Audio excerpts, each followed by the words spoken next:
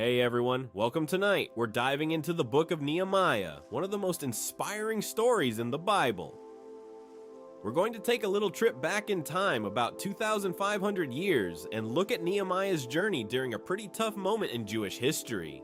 If you've ever felt like your world's falling apart or wondered how to rebuild something broken, well, you're in for a treat. Nehemiah's life is filled with lessons on character, confession, courage, and being deeply concerned about the things that matter to God. Stick with me, because there's some really powerful stuff coming up. Alright, so before we dive into Nehemiah's story, let's set the stage a bit. Imagine, if you will, a time when Israel was a mighty kingdom, one nation, strong and united under King David. But then, after David passed, his son Solomon took the throne, and things started to go downhill. Solomon was a wise man, no doubt about it, but he didn't exactly follow through on the best leadership choices. He let his heart wander. He made some pretty questionable alliances, married a bunch of foreign women, and let idolatry creep into the very heart of Israel. So as you can guess, God wasn't too pleased with Solomon's choices, and he told him that, after his reign, the kingdom would split. That's when Israel became two separate kingdoms, the northern kingdom called Israel, and the southern kingdom called Judah. Israel to the north had 10 of the 12 tribes, and Judah to the south was mostly made up of the tribes of Judah and Benjamin. It's pretty much like two cousins who were once close, now split apart over some family drama. Right now, Israel, the northern kingdom, didn't last too long. They had a series of bad kings, like really bad ones. They were constantly turning to idols, abandoning God, and making all sorts of unwise decisions. Eventually, just around 722 BC, the mighty Assyrian Empire rolled in, took over, and hauled the northern kingdom off into exile. That was the end for Israel, at least as a kingdom.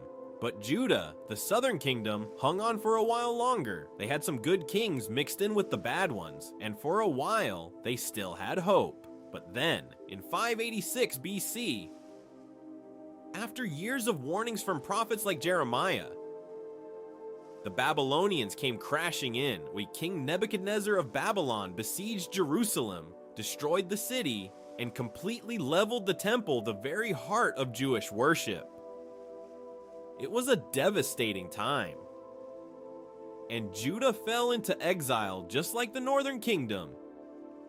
This was what we call the Babylonian exile, and it was a dark, dark time for God's people. Now, to make matters even worse, the people were forced to live in Babylon. Their city was in ruins. Their temple was gone, and for 70 years, they had no real home to return to. It was as though everything they had worked for was just wiped away. They were captives in a foreign land with no king, no temple, and no city. The feeling of loss must have been overwhelming for the Jewish people.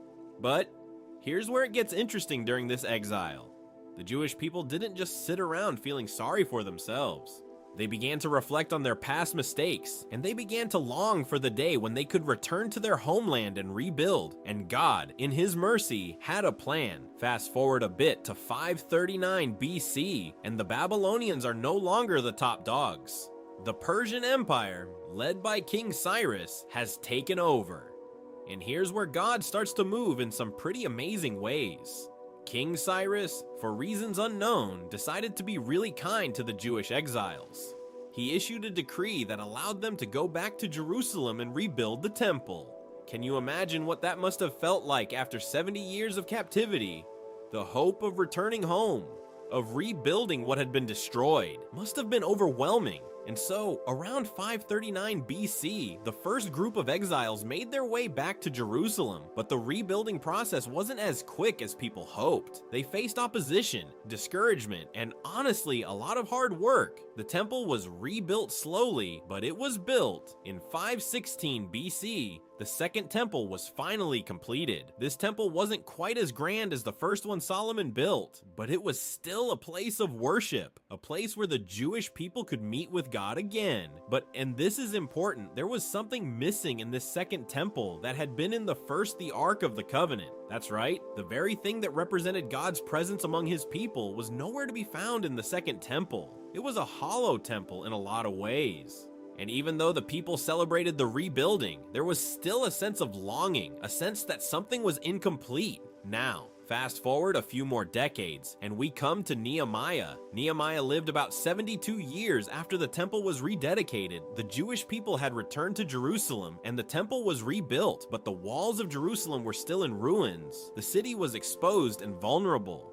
This was a time of great uncertainty for God's people. While they had returned to their land, they weren't really thriving yet. They were still broken, still trying to regain their footing. The people were discouraged, and the walls of the city, which were so crucial to its protection and identity, were a symbol of their vulnerability and brokenness. This is where Nehemiah enters the scene. He was serving as the cupbearer to King Artaxerxes of Persia, which, to be honest, was a pretty significant position. But Nehemiah's heart was still deeply connected to Jerusalem and the plight of his people. When he hears about the state of Jerusalem, the walls, and the people's struggles, he's moved to action. And that's when his journey really begins. But before we get into Nehemiah's journey, let's pause and think about what the rebuilding of the walls of Jerusalem meant. Walls were crucial in ancient times. They represented protection, identity, and stability. Without them, a city was exposed to attack and vulnerable to destruction. The rebuilding of the walls wasn't just about making the city look nice. It was about restoring the city's strength, its security, and its people's confidence. And spiritually, it was about showing that God's people were beginning to rebuild and reestablish their place in his story. So, when Nehemiah hears about the broken walls, it's not just about a physical problem, it's about a spiritual and national issue. In Nehemiah's day, rebuilding the walls was a monumental task. The people had to face opposition from surrounding nations, ridicule, and even threats of violence. But through it all, Nehemiah remained steadfast, trusting in God's plan. And this is where the story really gets powerful, because it's not just about a historical rebuilding, it's about a rebuilding of faith, purpose, and identity for God's people. Nehemiah's journey, the rebuilding of the walls, and the revival of the people's faith are all deeply connected. God wasn't just concerned with physical restoration, he was concerned with the spiritual restoration of his people. So, when we look at Nehemiah's story, we're not just looking at a book about history. We're looking at a story of God's faithfulness, his people's struggle, and the rebuilding of something that had been broken. The context of the Babylonian exile, the return to Jerusalem, and the rebuilding of the walls is the backdrop for Nehemiah's incredible journey. And in many ways, it mirrors our own lives. We all go through times of brokenness, times of rebuilding, times when things seem impossible. But the story of Nehemiah reminds us that with God's help, we can rebuild not just our walls, but our hearts, our faith, and our hope. So with that in mind, let's dive deeper into Nehemiah's life and see what we can learn from his example. Now, let's talk about Nehemiah's character. I've got to say, Nehemiah stands out as one of the best examples of integrity in the Bible. And what's incredible is that we first see his integrity in his position as the king's cupbearer. Now, on the surface, being a cupbearer might not sound like a glamorous job, but believe me, it was one of great responsibility and trust. As the cupbearer, Nehemiah had a unique role in the king's court. He was the person who tasted the king's food and drink before the king did. Why? Well, because people loved to poison kings back in those days, and the cupbearer was essentially the king's first line of defense. If someone was trying to poison the king, it was Nehemiah's life on the line first. That's some serious trust, right? But here's the kicker. Nehemiah wasn't just trusted with the king's life. He was trusted because of his character. His reputation must have been spotless for the king to trust him with such an important role. When we think of integrity, we often think of honesty, reliability, and moral uprightness, and Nehemiah's life is a shining example of all of that. Integrity is about doing the right thing, even when no one's watching, even when there's no immediate reward or recognition. And when you look at Nehemiah, You see a man whose integrity was built over years of faithfully serving, even in a foreign land. Nehemiah wasn't born into a powerful position. He wasn't a warrior or a priest. He was a man of humble beginnings, living in exile in Persia. And yet he had earned the respect of those around him. You don't get trusted with the king's life unless you've proven yourself over time. And that's exactly what Nehemiah did. He had the kind of integrity that people knew they could count on, no matter what. But it's not just that Nehemiah was trustworthy with the king's life. His integrity also showed in the way he handled his position. Think about it for a second. Here he was, living in a foreign land, serving a king who wasn't his own. He could have easily used his position to gain wealth or influence, or even to betray the king for his own advantage. But Nehemiah didn't do that. He stayed faithful to his duties and stayed humble in his role. There's something so powerful about that. In a world that often values self-promotion, Nehemiah teaches us the value of quiet, steadfast service. Integrity isn't just about being honest. It's about staying true to your values, even when you're not looking for recognition. And that's what Nehemiah did. He served with honor, even when he had nothing to gain from it. What's really interesting is that we see Nehemiah's integrity not just in how he performed his duties, but in his relationships. As the cupbearer, he had constant access to the king, and I'm sure he heard all sorts of private conversations. He could have used that to his advantage, gaining leverage or gathering information to benefit himself, but that's not Nehemiah. He used his position to serve, not to manipulate. His loyalty to the king wasn't just about doing the job, it was about being someone the king could rely on. There was no hidden agenda, no ulterior motive. His loyalty was genuine, and that's what made Nehemiah stand out. He was trustworthy, reliable, and honest, and that's the kind of integrity that positions someone for God's work. When we look at Nehemiah, we're reminded that integrity isn't just about doing the right thing when it's easy, it's about doing the right thing, even when it costs you something. And for Nehemiah, it could have cost him everything. In his role as cupbearer, his life was literally on the line every time he tasted the king's wine. But Nehemiah wasn't afraid to take risks for what was right. Integrity often requires us to make hard choices. Choices that might not always make us the most popular or comfortable person in the room. But integrity also means that we're willing to stand up for what's right, even when it's risky or unpopular. Nehemiah had that kind of courage, and that's the kind of integrity that positions people for God's work. It's interesting when you think about how God often works through people of integrity. Nehemiah's life wasn't filled with grand displays of power or authority. He wasn't a prophet or a king. He was just a man doing his job with faithfulness. But God saw his heart. God saw his integrity.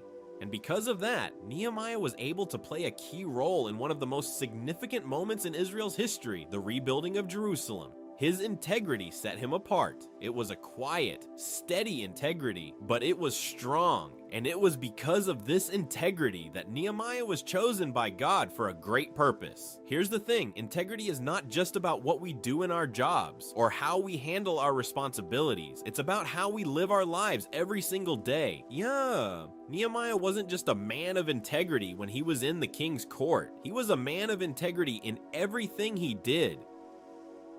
And that's what set him up for success when it came time for God to use him in a bigger way.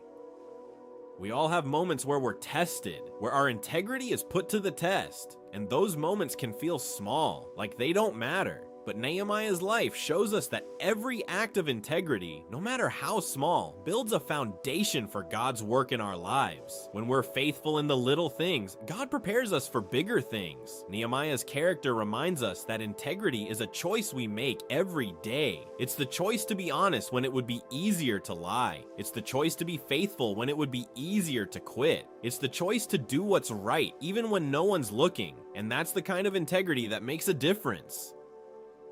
God isn't looking for perfect people. He's looking for people who are committed to living with integrity, who are willing to trust Him with their lives, no matter what. So, let me ask you, how's your integrity? Do people see you as someone who is trustworthy and reliable? Do your actions reflect your beliefs? Nehemiah's life challenges us to take a good hard look at our own integrity. Are we living in a way that reflects our values? Are we willing to stand up for what's right? Even when it's hard, Nehemiah didn't become a man of integrity overnight. It took years of faithful service, even when no one was watching, for him to build that reputation. And that's something we can all learn from. Integrity is built over time, one choice at a time. And here's the thing, God can use anyone who is committed to living with integrity. Nehemiah was a cupbearer, just doing his job. He didn't have any grand titles or positions of power, but his integrity opened the door for God to use him in a powerful way. That's the beauty of integrity. It's not about where you are or what you have. It's about who you are when no one's watching. And when we live with that kind of integrity, God can use us to do things we never thought possible. So, as we reflect on Nehemiah's life, let's remember that integrity isn't just a nice quality to have, it's a powerful force that positions us for God's work. It's about being faithful in the small things, being honest when it's tough, and staying true to what we believe, even when it's hard. And if we commit to living with integrity, who knows what God might do in and through our lives. So let's follow Nehemiah's example and strive to live with the kind of integrity that honors God and sets us up for the work He has for us. After all, integrity isn't just about what we do, it's about who we are. And that, my friends, is what truly makes a difference. As we turn to Nehemiah's prayer of confession in chapter 1, we see something deeply profound, Nehemiah's heart for both his people and himself. Now, when we hear the word confession, many of us might immediately think about saying sorry, or admitting when we've made a mistake. And while those things are part of confession, the biblical concept of confession goes much deeper. It's not just about owning up to wrongdoings, it's about aligning our hearts with God's heart, humbling ourselves, and being transformed by His grace. And that's exactly what we see in Nehemiah's prayer. Nehemiah is not only grieving the brokenness of Jerusalem, he's deeply aware of his own role in the sin of the nation.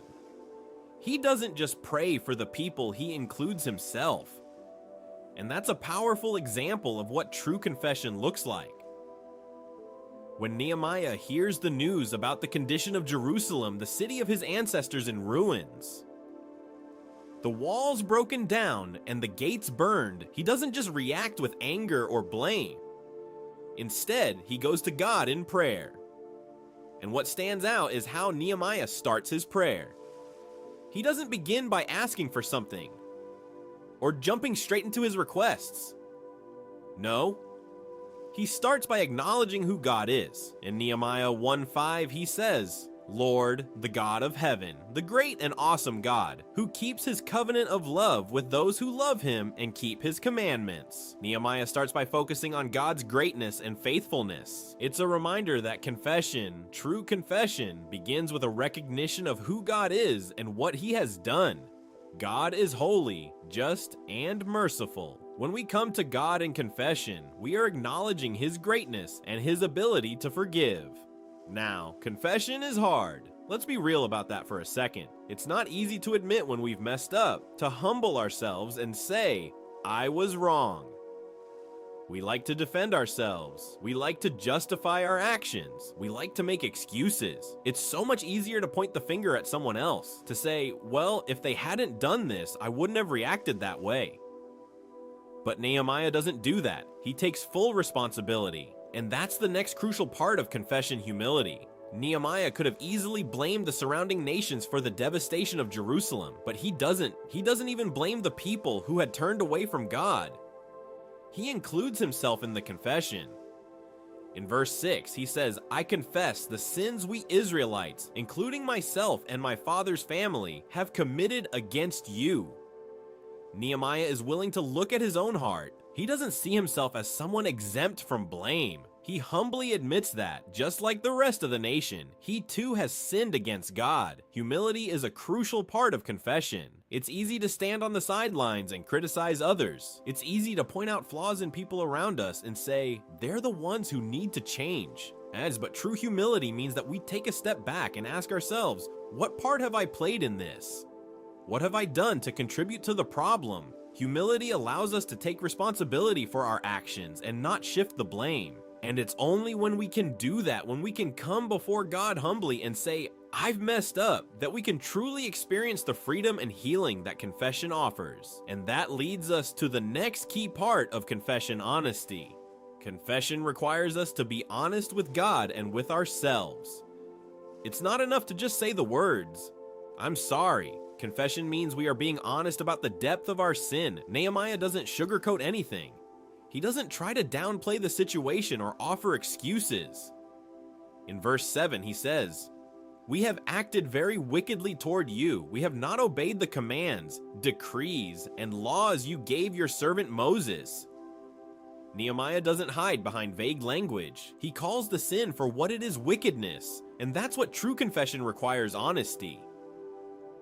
It's not about minimizing our wrongs. It's about acknowledging the truth of who we are and what we've done. It's about being brutally honest with God about the areas where we've gone astray. But here's the thing, being honest about our sin doesn't make us feel condemned. In fact, it's the opposite. Honesty about our sin opens the door to forgiveness. God already knows our sin, but he wants us to confess it, not to inform him, but to align our hearts with his. Confession is the pathway to forgiveness. And forgiveness is not just about being let off the hook, it's about being set free. Nehemiah's honesty and humility in his confession show us that when we confess, we are acknowledging that we've fallen short, but we are also trusting in God's ability to forgive and restore. Now, let's talk about forgiveness for a minute. When Nehemiah confesses, he is not only admitting his sin, he's also asking for God's mercy. In verse 8, Nehemiah says, Remember the instruction you gave your servant Moses, saying, If you are unfaithful, I will scatter you among the nations. But if you return to me and obey my commands, then even if your exiled people are at the farthest horizon, I will gather them from there and bring them to the place I have chosen as a dwelling for my name. Nehemiah is calling on God's faithfulness. He's reminding God of the promise that if the people return to him in repentance, God will restore them. This is the essence of confession. It's not just about admitting our wrongs, it's about trusting in God's forgiveness. When we confess, we are opening ourselves up to the possibility of forgiveness and reconciliation, and that forgiveness leads to change. Here's the beauty of confession: it doesn't just leave us where we are. It's not a simple sorry that's forgotten in the next moment. Confession, when it's sincere, leads to transformation. Nehemiah doesn't just want God to forgive the people, he wants God to bring about change. In verse 9, he says, But if you return to me and obey my commands, then even if your exiled people are at the farthest horizon, I will gather them from there and bring them to the place I have chosen as a dwelling for my name. Nehemiah is asking for more than forgiveness. He's asking for restoration. He's asking for a change of heart, a return to God's ways. Confession is not just about clearing our conscience. It's about inviting God to work in us, to transform us from the inside out. It's about allowing God to do a work of renewal in our hearts. And that's the key to confession. It leads to change. When we confess, we're not just getting rid of guilt. We're opening ourselves up to God's transforming power. Nehemiah knew that God wasn't interested in a nation that simply said, I'm sorry, and then went back to their old ways. He wanted a people who would turn their hearts back to him and follow his commands. That's what true confession does. It brings about a change of heart, a change of direction. It allows God to restore and renew us. But, of course, this isn't easy. Admitting our wrongs is one of the hardest things we can do. It's humbling, it's vulnerable, and it requires us to lay down our pride. And that's where confession can be challenging. But here's the thing, confession isn't just for our benefit. It's not just about us feeling better. It's about aligning our hearts with God's will and inviting him to work in us. When we come to God in confession, we're saying, God, I can't do this on my own. I need you. I need your grace, your mercy, and your forgiveness. And when we do that, God is faithful to forgive us and to change us. So, how does this apply to our lives today? I think we can all relate to Nehemiah's prayer in one way or another. We all have moments when we need to confess. We all have times when we've fallen short and need to humble ourselves before God. Confession is a vital part of our spiritual growth. It's not just something we do once and move on from. It's a continual process of coming before God, admitting our wrongs, and trusting in His forgiveness. And when we confess, we open the door to God's transformation. We allow Him to work in our hearts and change us into the people He's called us to be. The next time you find yourself in need of confession, don't shy away from it. Don't let pride keep you from acknowledging your wrongs. Instead, come before God with humility, honesty, and trust. Confession isn't a punishment, it's an opportunity for growth, for healing, and for restoration. It's a chance for God to do a deep work in your heart. And when we confess, we can be confident that God will forgive us and transform us. That's the beauty of confession. It leads to forgiveness, it leads to change, and it leads us back to the heart of God. So let's follow Nehemiah's example, and let's come before God with humility, honesty, and trust in His mercy and grace. As we continue to explore Nehemiah's life, we come to one of the most powerful aspects of his character, his deep concern for the things of God. Nehemiah wasn't just a man of integrity, prayer, and wisdom. He had a burden. He had a passion for God's work, a passion for the city of Jerusalem, and a passion for the people of Israel. His heart was broken for what had happened to Jerusalem, the place that was so central to the Jewish faith. And this burden for God's work wasn't something he could just ignore. It led him to action. When Nehemiah first hears the news from his brother Hanani about the broken state of Jerusalem, his reaction is powerful. He doesn't shrug it off or simply feel bad for a moment. Nehemiah is deeply affected by the news. In Nehemiah 1:4, we read that when he heard the report, I sat down and wept. For some days I mourned and fasted and prayed before the God of heaven. Nehemiah's concern for Jerusalem was not just a passing thought, it was something that gripped his heart, something that led him to tears. His burden wasn't just for the physical city, but for the spiritual state of the people who lived there. Jerusalem was in ruins, and the people were suffering. Nehemiah understood that the destruction of the city and the brokenness of the walls were symbolic of a much deeper spiritual brokenness. The people of Israel had lost their way, and Nehemiah, out of a deep concern for God's people, couldn't stand idly by. This is where the story takes an important turn. Nehemiah could have reacted in many different ways. He could have turned away, focusing on his comfortable position in the king's court. He could have written the problem off as too big, too complicated, or too far removed from him.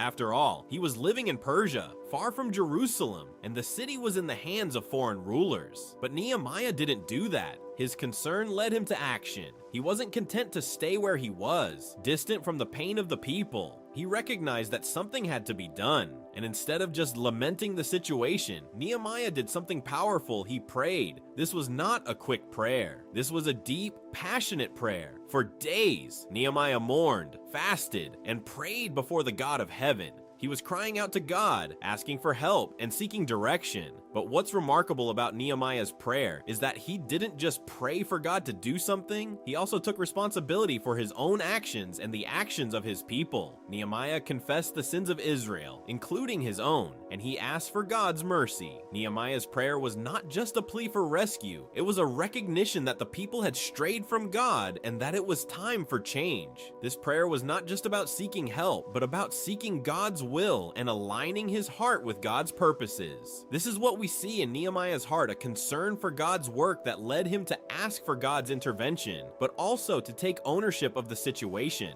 Nehemiah's prayer wasn't just a passive exercise, it was the foundation for the action that would follow. Because Nehemiah had such a deep concern for the things of God, he didn't sit back and wait for others to step up. His passion led him to take practical steps. This is where his vision for rebuilding Jerusalem's walls comes into play. Nehemiah didn't just wish for the walls to be rebuilt, he was determined to make it happen. And he knew that if God was calling him to this task, it would require action. When Nehemiah finally has the opportunity to speak with King Artaxerxes, he doesn't hesitate. He asks the king for permission to go back to Jerusalem to rebuild the city's walls. Nehemiah could have easily been afraid to ask. After all, he was the king's cupbearer, a trusted position, and asking to leave his post was a bold request. But Nehemiah wasn't concerned with his own comfort or position. His concern for God's work far outweighed his fear of the unknown. He knew that the work God was calling him to would require boldness and faith. So he asked the king for permission, and God gave him favor in the king's eyes. The king not only allowed Nehemiah to go, but he also provided letters for safe passage and resources for the rebuilding. Nehemiah's concern for God's work led him to take bold, decisive action, and God provided the way. This is an important lesson for us. When we have a deep concern for God's work, when we have a passion for the things that matter to Him, we are not content to sit on the sidelines. We are moved to action. Nehemiah's passion for Jerusalem didn't stop with tears and prayers. It led him to take practical steps. He didn't wait for the perfect moment or the ideal conditions. He acted when the opportunity came, trusting that God would provide what was needed along the way. And that's how God works. When we are willing to step out in faith and pursue the work He's calling us to, He will provide the resources and the opportunities we need. But Nehemiah's concern wasn't just about the physical rebuilding of Jerusalem, it was also about the spiritual renewal of the people. As he travels back to Jerusalem and begins to survey the damage, he sees the brokenness not just in the city walls, but in the hearts of the people. The walls of Jerusalem were more than just a structure, they were a symbol of the people's identity and security. The broken walls represented a broken people, a people who had forgotten their God. Nehemiah knew that the rebuilding of the walls was just the beginning. The true work would be the spiritual renewal of the people. As Nehemiah led the people in rebuilding the walls, he also led them in spiritual revival. In Nehemiah 8, we see him working alongside Ezra, the scribe, to bring the people back to the Word of God. They read the law to the people, and as they heard God's word, they were convicted of their sin. They wept, but Nehemiah and Ezra encouraged them to rejoice because the joy of the Lord is their strength. Nehemiah knew that the physical rebuilding of the city would not be enough if the people's hearts were still far from God. So his passion for the things of God led him to focus not only on the external, but also on the internal, helping the people rediscover their relationship with God and their commitment to His word. This is another key point. When we are passionate about God's work, our concern should extend beyond the physical or external circumstances. It should also reach the hearts of the people. Nehemiah's concern for Jerusalem wasn't just about the walls, it was about the people's spiritual state. And when we are moved by passion for God's work, we should be concerned not only with the tasks at hand, but with the spiritual well-being of those around us. Our actions should lead to transformation, both in the world around us and in the hearts of the people we serve. Nehemiah's leadership didn't stop with the rebuilding of the walls or the revival of the people's faith. As we see in Nehemiah 13, when he returns to Jerusalem after a brief absence, he finds that the people have once again strayed from God's commands. Nehemiah takes decisive action to correct the situation. He doesn't hesitate to confront the leaders and the people, ensuring that the reforms they had put in place were upheld. Nehemiah's passion for God's work was a constant force in his life. It led him to continually challenge the people to remain faithful to God. Even after the work was done, he knew that true transformation was an ongoing process, and he was committed to seeing it through to the end. So, what can we take away from Nehemiah's story? First and foremost, we learned that passion for God's work can inspire real, practical action. When we are deeply concerned for the things of God, we are moved to act just as Nehemiah was. His concern for Jerusalem led him to take bold steps to rebuild the walls and restore the people. But Nehemiah's passion wasn't just about fixing problems, it was about seeing the bigger picture of God's plan for His people.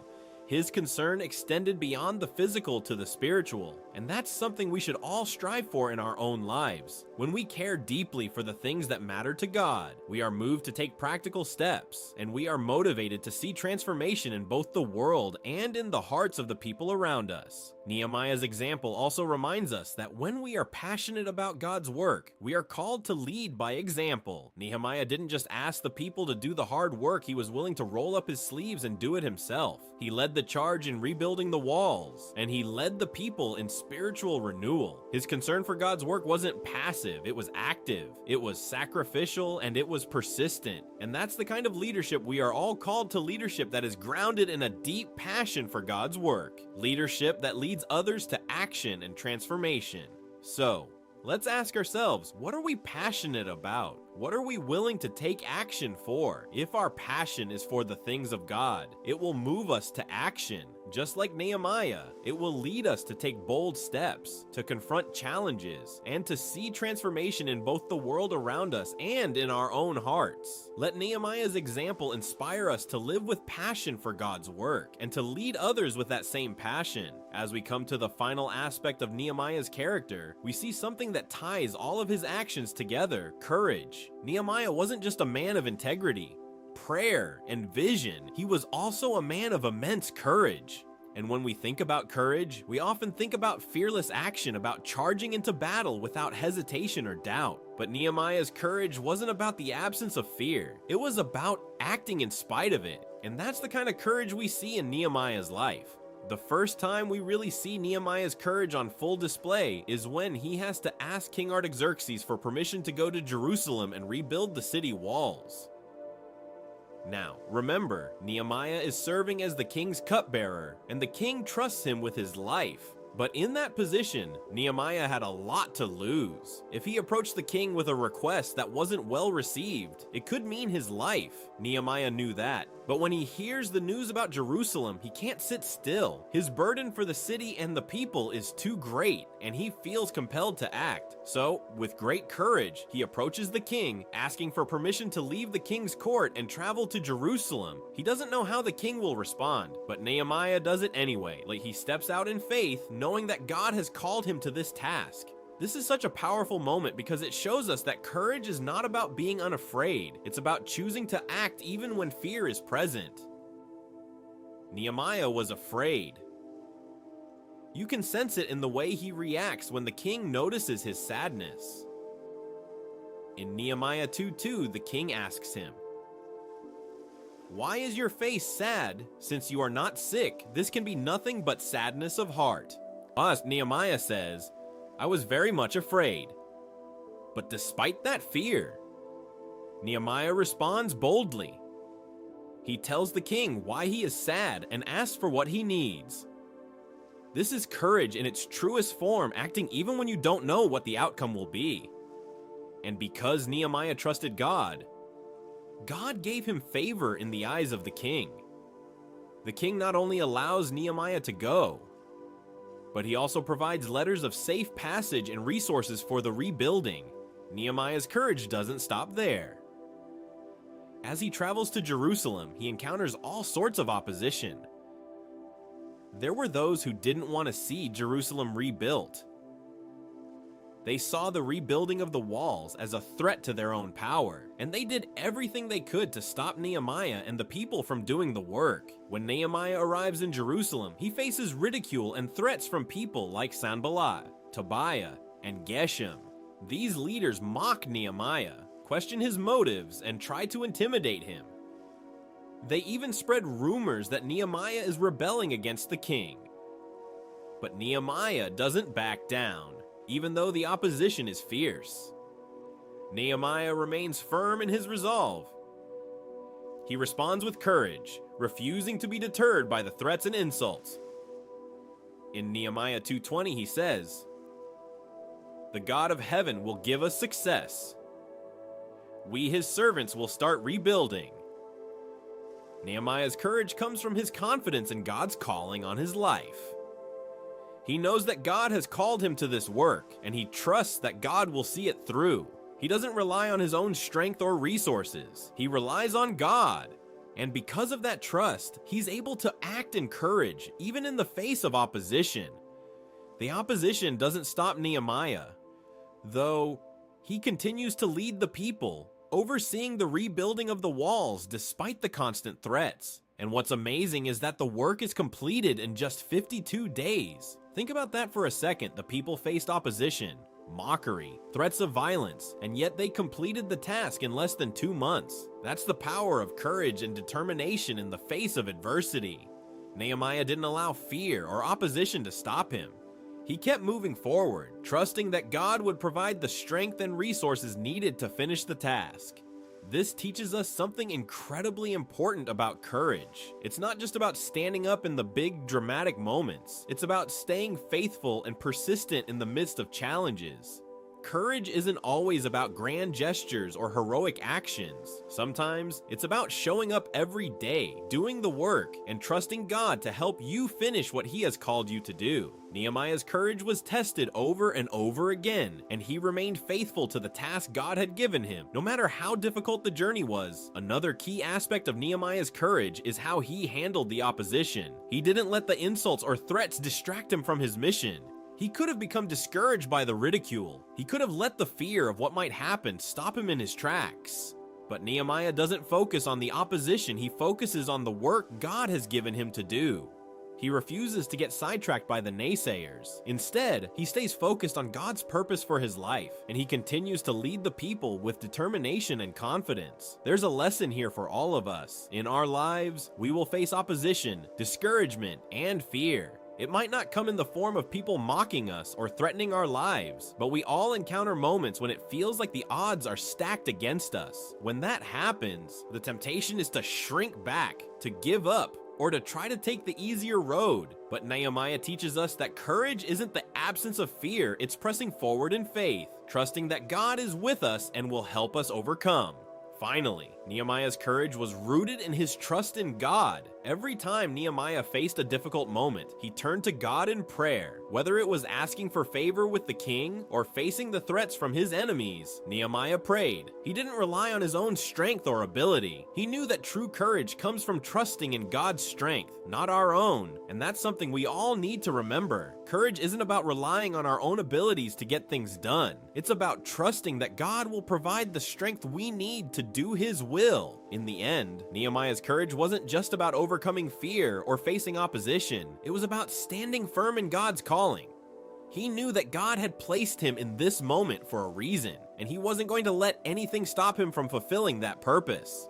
And because of Nehemiah's courage, the walls of Jerusalem were rebuilt and the people of Israel were restored. So what can we learn from Nehemiah's courage first? We learn that courage isn't the absence of fear. It's about acting in faith even when we're afraid.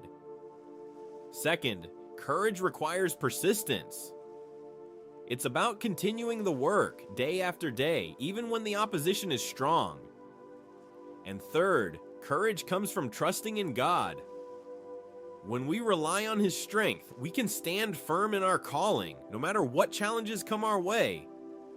Nehemiah's courage led to the rebuilding of Jerusalem, but it also inspired the people around him to rise up and do the work. And that's the power of courage. It doesn't just change us, it changes those around us. So, let's take Nehemiah's example to heart and live with courage, trusting that God will give us the strength to do His work, even when it feels impossible. As we wrap up our study of Nehemiah, I want to take a moment to reflect on the incredible example he set for us. Nehemiah was a man of character, prayer, courage, and deep concern for the things of God. His life teaches us so much about how to live with purpose and integrity, even in the midst of challenges. Whether it's his humility in confession, his courage in the face of fear, or his unwavering trust in God's provision, Nehemiah's example is something we can all draw inspiration from. As you go through your own life, remember that God can use anyone who has a heart for His work. Just like Nehemiah, we may face difficult circumstances, opposition, and fear. But with God's strength, we can overcome. So let Nehemiah's example be a reminder that when we are passionate about God's work, when we act with integrity, and when we trust God's calling, He can do amazing things through us. If you've been encouraged by Nehemiah's story today, I invite you to like, subscribe, and stay engaged with the content. Now we've got more studies and reflections coming your way, and I'd love for you to continue this journey with us. Thanks for joining, and I pray that you'll walk forward with the same courage, integrity, and heart for God's work that Nehemiah showed. Take care.